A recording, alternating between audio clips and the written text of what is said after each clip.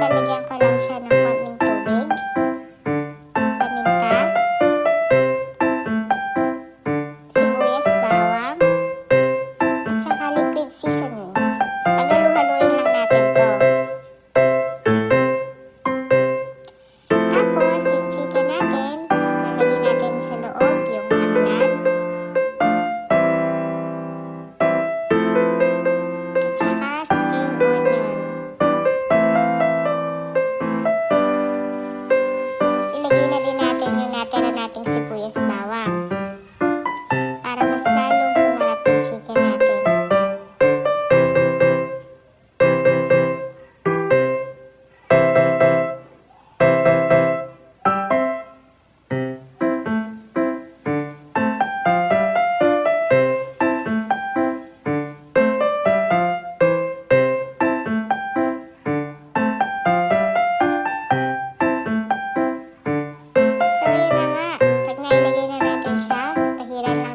Chicken natin ng paminta at ng konting asin.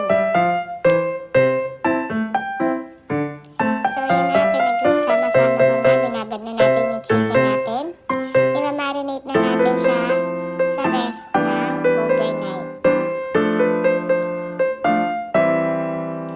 At pag na-marinate na siya, tatalian natin yung chicken natin sa hita at saka sa pakpak. Para pag nilagay natin siya sa oven, hindi siya mahuhulog. At para maging maganda yung forma ng chicken natin pagka naluto.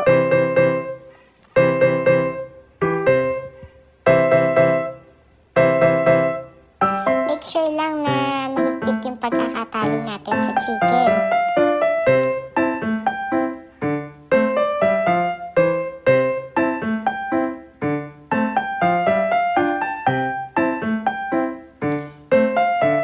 Tutuhugin na natin yung manok natin. So medyo mabigat yung chicken natin, kaya siguraduhin natin na nakatusok yung pork sa kanya. Para hindi mahulog yung chicken natin habang niluluto.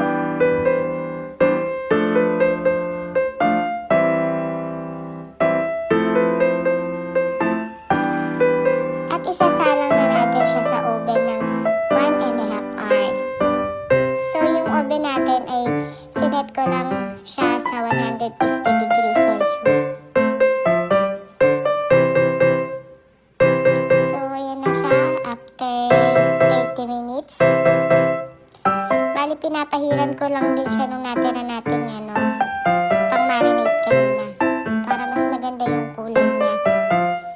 Tapos, in-adjust ko lang din siya ng 180 degrees pagkatapos ng mga 1 oras.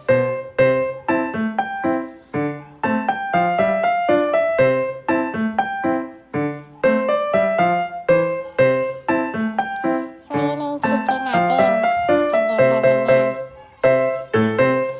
So, ready na yung chicken natin. Luto na siya. Perfect na perfect to guys sa pag may okasyon, pag holiday season, hindi na tayo bibili.